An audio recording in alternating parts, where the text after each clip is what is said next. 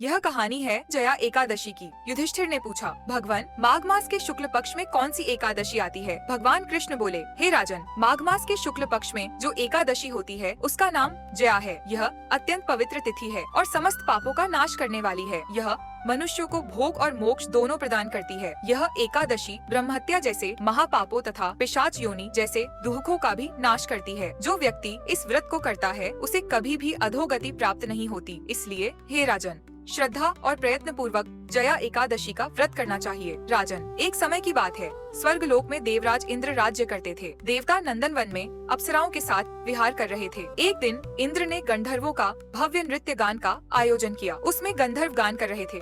उन गंधर्वों में 3 प्रमुख थे, पुष्पदंत, चित्रसेन, चित्रसेन का पुत्र। चित्रसेन की पत्नी का नाम मालिनी था। उसकी एक कन्या थी जिसका नाम पुष्पवंती था। पुष्पदंत का एक पुत्र था जिसका नाम माल्यवान था। माल्यवान पुष्पवंती के रूप पर अत्यंत मोहित था और पुष्पवंती भी उससे प्रेम करती थी। दोनों इंद्र को प्रसन्न करने के लिए नृत्य गान में सम्मिलित हुए, लेकिन परस्पर कामातुर एवं प्रेम में डूबे होने के कारण उनका मन भटक गया। तभी ताल टूट गई और गीत रुक गया। इंद्र ने इसे अपना अपमान समझा और क्रोधित होकर बोले, ओ मूर्खो, तुम दोनों मेरी अवज्ञा कर रहे हो। मैं तुम्हें श्राप देता हूँ, जाओ पति पत्नी के रूप में पिशाच बन जाओ। इंद्र के श्राप से दोनों हिमालय पर्वत पर पिशाच बन गए और भयंकर दुहक भोगने लगे। वे गुफाओं में भटकते रहते और कष्ट से पीड़ित रहते थे। एक दिन माल्यवान ने अपनी पत्नी से कहा, हमने कौन सा पाप किया है जिससे यह भयानक योनि मिली? नरक और पिशाच जीवन दोनों ही अत्यंत दुखद हैं। इसलिए मनुष्य को सदा पाप से बचना चाहिए। वे दोनों चिंता और दुख से दुर्बल होते जा रहे थे। दैव योग से उन्हें माघ शुक्ल जया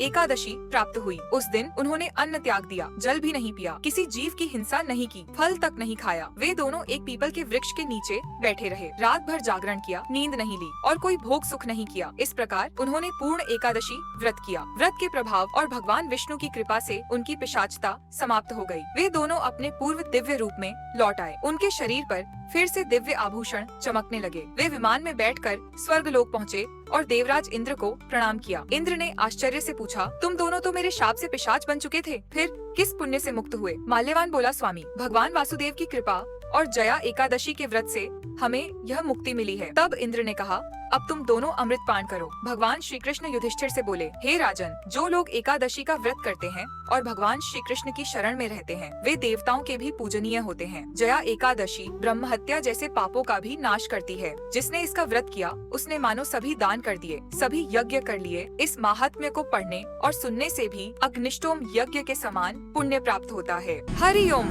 प्रामाणिक हिंदू धर्म की कहानियाँ देखने के लिए हमारे चैनल को सब्सक्राइब करें।